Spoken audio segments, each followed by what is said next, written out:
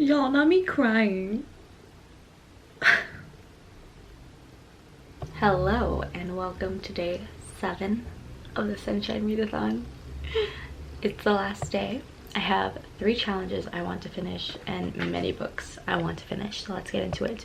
This is going to be a 24-hour readathon. I don't know how it's gonna work because I wanted to wake up at midnight and start reading, but the thing is I went to bed at 8 hoping to pop up at 12 and be like kind of nap and refresh.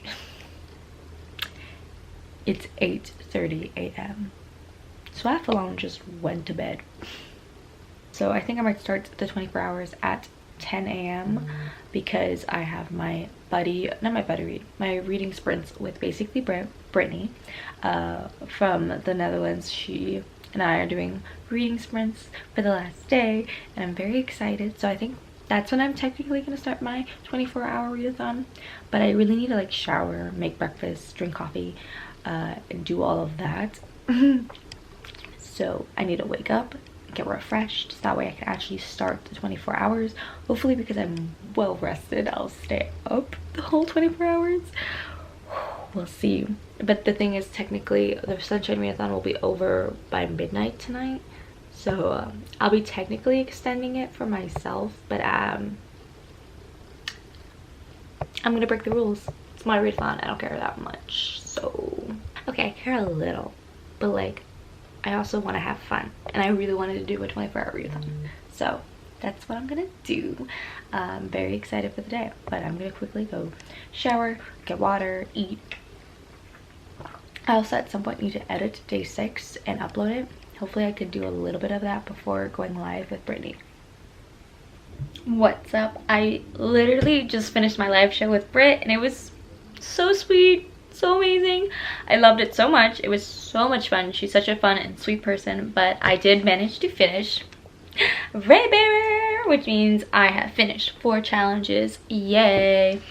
And I'm actually immediately moving on to Redemption, which I'm only like 19 pages into, so hopefully today I'm gonna finish this and finish a lot more books.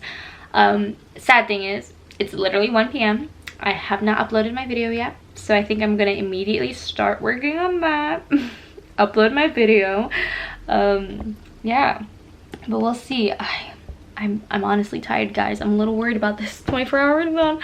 I mean, it's cool to say that I already finished 1 book, which makes me very happy, but I need to finish, like, not need to, I don't need to do anything. I would like to finish like 4 other books today. Redemption, well, I'll tell you the exact books later and their synopsises and all that good stuff, but yeah, I need to probably eat lunch, then I'll work on my video, and then yeah, the day is long. I feel like it's just started, but not. It's already 1 p.m. How did this day fly by already? I feel like I woke up at like 9 a.m. and it's already like 1 p.m. How did that happen? I did it. It's done. Oh, I've activated my like official nerd mode. It's 4 p.m. I've edited the day 6 vlog. I still need to upload it, so we're working on that currently. There she is. You will see her soon. I can't believe it's 4 p.m. already and I haven't uploaded this video. I think I got off. I finished my reading sprint with Britt around 1 p.m. and then I had lunch and then I helped my roommate with a self-tape, and now I just need to start reading. Randomly got a box from HarperCollins. I'm gonna open it now. Don't ask me how my reading's going. But I did just upload my video, so I'm checking that everything's good. So let's open this.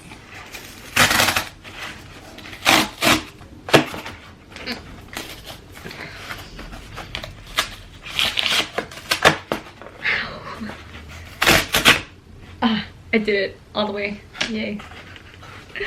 Okay. Oh, fun. Okay. They said they were going to send this, but I didn't get it in my previous package. Earlier this week, I got White Smoke by Tiffany D. Jackson, and in the email, I got like a notification that they would also be sending the paperback of Grown. So now I have the paperback too, which I'll just give away, you know? So I'm very, very excited because This is stunning, and I hope to give this to someone, you know, who wants it. But yeah, sexy schmexy. It's much later. It is, well, actually, firstly, you may think I'm updating you saying I've finished a book. You would be mistaken, because it's 10 p.m. and I am 130 pages into Charming as a Verb. Yep. Reading has not been the priority today. I uploaded my video very late. I ended up getting it up at like 4 p.m. and then started reading, but then my friend and I FaceTimed for a couple hours, catching up, chatting, and then I had dinner, and now it's 10 o'clock. But I came in to say that I'm thoroughly enjoying Charming as a Verb. I feel like it's giving me You Should See Me in a Crown vibes by Leah Johnson, but like a little bit more, not actually realistic. I don't think this is more realistic, but I like how they're talking about college in this book versus in Leah Johnson, because, or in Leah Johnson's You Should See Me in a Crown, because she wanted to go to the perfect school, or her perfect school in mind, and so she forced herself to be prom queen to get us extra scholarship. So the conversation around college was very like, I don't know, hit or miss. For me, I was like, if you don't get into your perfect college, your life will continue on. You can transfer. Like, college is just supposed to be like a stepping stone, not a be-all end-all moment kind of thing. But in Charming as a Verb, he's trying to get into Columbia and he's freaking out. And I like how they're just talking about life. Like, someone's already asked him, hey, what do you want from Columbia? Why is Columbia important to you? And he's like, it's the dream. And she's like, well, why Columbia exactly for you?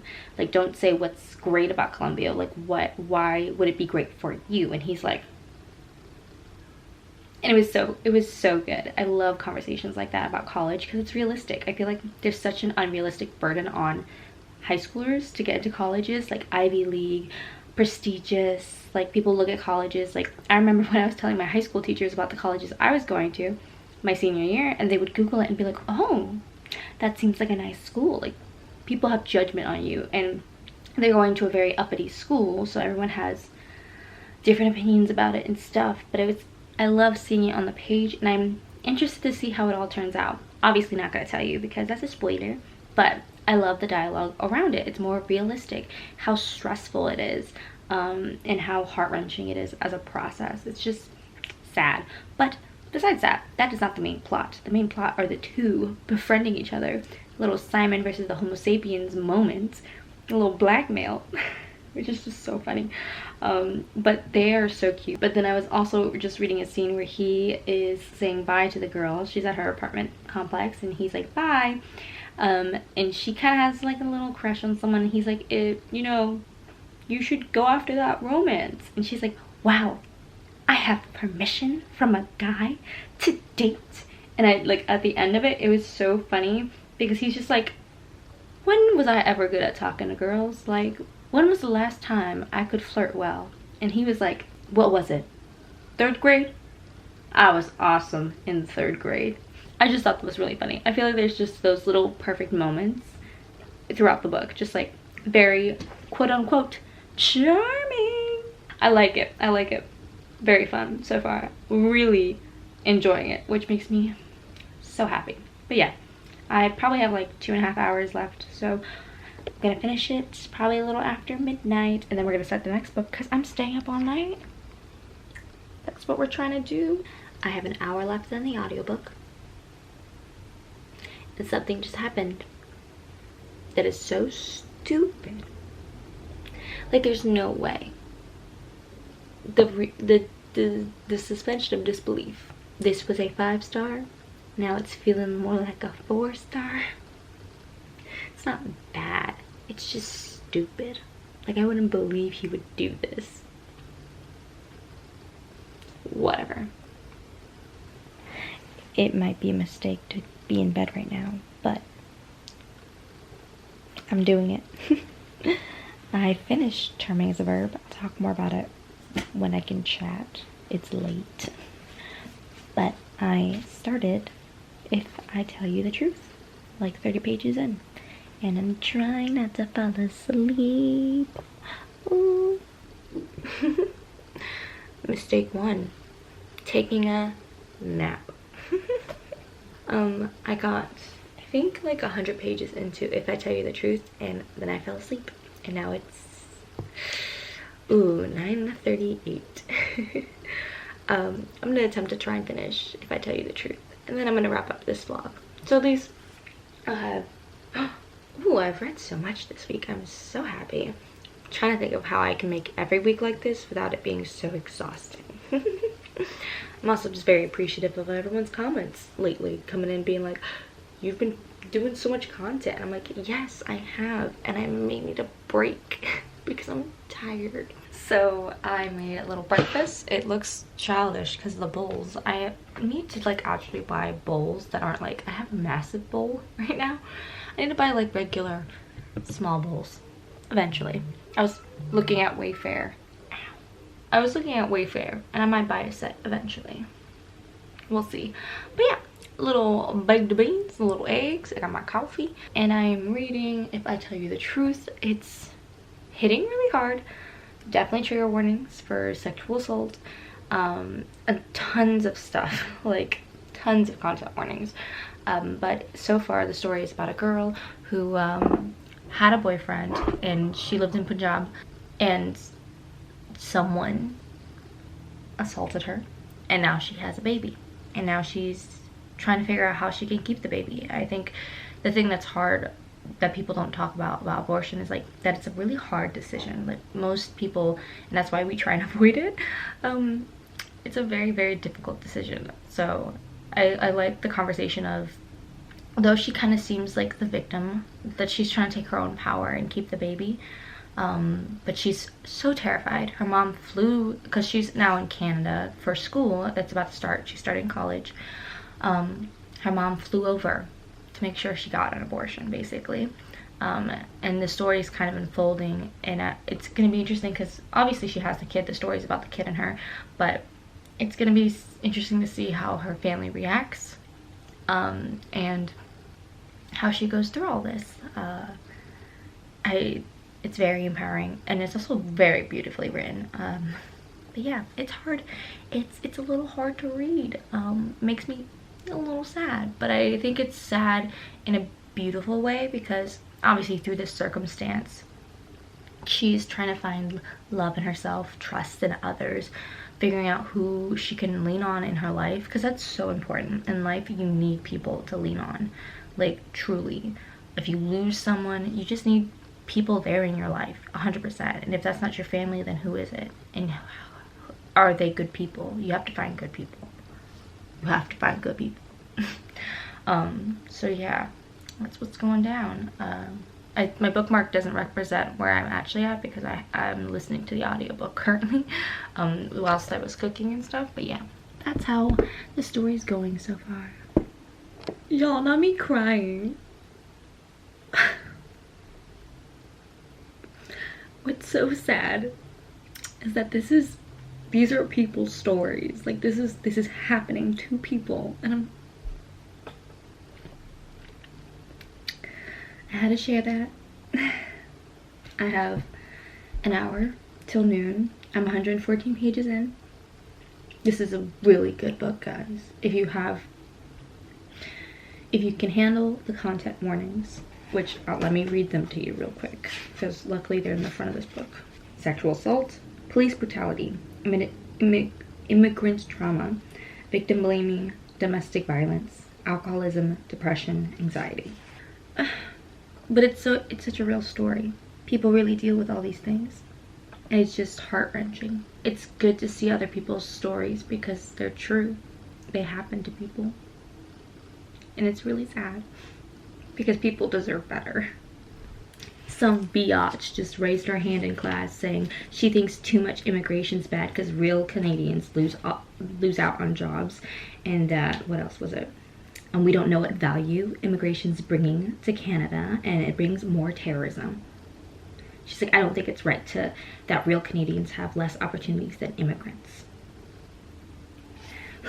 And Sahara was like, and All I could see was the moment when her immigrant ancestors first placed their feet on North America, crossed out Turtle Island, and claimed it as theirs and theirs alone. And all I could hear was the word undocumented leaving my mother's lips like a curse she desperately wished to be freed from.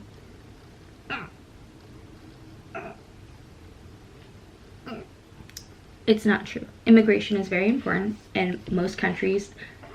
Whatever. I don't want to get into it. But that's stupid. Straight lies. Hello guys. So it is 12. So it is time for me to wrap up this vlog and tell you what I read. Oh, I'm so excited. The next video I'll be uploading an official wrap up of all the books I read and managed, or like what I managed to read, because I maybe didn't complete all the challenges. My own readathon and I failed it. Wow, that's okay.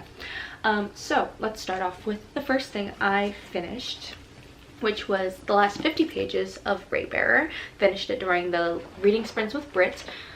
So much fun. Love this book so much. 5-star. The next thing I managed to pick up was Redemption. Immediately started it after during the reading sprint. Only got 19 pages into it, but it was a good start. So excited to see where the whole story goes. But then the next thing I picked up was Charming as a Verb, which I think I haven't talked too much about because obviously this is the book I read last night and finished, and I was too sleepy to talk. So basically, Charming as a Verb is about two students who go to the school Fate Academy. It's a high school, very much a college prep high school. So everyone's trying to go to an Ivy League school. This guy, what's his name? Henry. This guy Henry wants to go to Columbia. It's him and his father's dream, and it seems like not everything is panning out, so he does some wacky things, some unbelievable things to try and get in. And I guess I'll talk about that more in my wrap up. He meets a girl who has lived in his building for years. It's their senior year of high school, so they're you know, getting ready for college and stuff. She is trying to figure out how to be more social, because apparently one of her teachers says she's intense, and like her recommendation for college, it was like stifled because of her intensity and lack of social skills. So she comes to this guy Henry, who's popular and all this stuff, and she's like, okay, show me how to like be you. And there stems a relationship. It was a fun and quirky time. There were so many laugh out loud moments. It was just fun and pure. I really enjoyed the conversation about college and thinking you have everything set in stone, thinking that this one school or this one path in life is a make or break moment, and it's truly not. Life is filled with so many decisions. You can always change your path. You can always change your path, transition to new ideas, new plans, new paths. Your life is a constant changing of circumstance, and you have the power to change it. Obviously, people who have different opportunities or more money can change it with a lot more ease, but everyone in there has the power to believe in themselves and try to do new things. I like that message. What I didn't enjoy is like he did something that I just found to be super unbelievable, so I kind of wish that his like big turning point of like the priority of wanting to get into Columbia, I wish it was just more believable. And if you've read this, you might know what I mean, but I'm going to talk about it in my wrap up, but I'm not going to spoil it or anything. I just think that it wasn't believable, but I do like the overall story of life and paths and journeys and things like that. Very, very cool. So I think it's a 4-star because that one thing he did, I was like, dude, really? You really think this is going to work in your favor? Why? Last thing I managed to read, I got 173 pages into If I Tell You the Truth. I read about like 70 pages last night, and then I read like another 100 this morning. This is a phenomenal book. Again, content warnings. I already told you guys mostly, like all the content warnings, I read them to you. So I would be careful going into this book, but I think it's a good book if you can manage through those moments, because it's just an empowering story, and it's a true story. This happens to people, and I think more people need to hear it, that immigrating isn't easy. It isn't a luxury. It isn't to take other people's resources. It's literally mostly when you immigrate, it's because you don't have resources and you're trying to create a new life for yourself. So it's just heart-wrenching to see this story unfold, because it's happening to people as we speak, you know what I mean? And it's just very disheartening, but like, we need to face the facts that immigration isn't bad, that we make it harder on other people for no reason, that when it comes to things like sexual assault and victim blaming, that we really need to work on our language and how we speak about these certain things. It talks about a lot of important things, and also it talks a lot about like financial burden on kids. The parents in this story, it's so interesting to see how many differing parents there are facing their own issues as well, because that's also a factor. A lot of families have like trouble at home when it comes to either money, marital disputes, possibly abuse, you know what I mean? There's a lot that happens in every home, and this book does a really good job of not just showing her struggles. Sahara's, which is the main girl protagonist, not the woman who had the baby. The woman who had the baby is Kirin. So Kirin had Sahara. So we follow mostly Sahara for the book and what she's going through and learning what her mom is going through. And I don't know if you can tell, but I started tabbing it. There were some disgusting moments that I had to flag as being, I was so grossed out. So mad. But one of the first things I tagged that made me want to start annotating it is, this isn't a poem. Instead, it's an obituary for a girl I used to be, the girl who belonged to everyone but herself, the girl who swallowed her heart and bit her tongue, the girl who would have never dared to run. It's a beautiful book. I highly recommend it if you can swallow the realness of this book. Obviously, don't trigger yourself. No need for that. But yeah, so that was 173 pages. Let's see how much I read. Okay, in these last 24 hours, I have managed to read 569 pages. Yay!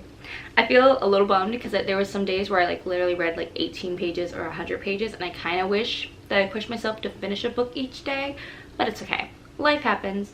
I managed to read a decent stack of books during this week, so I'm very content.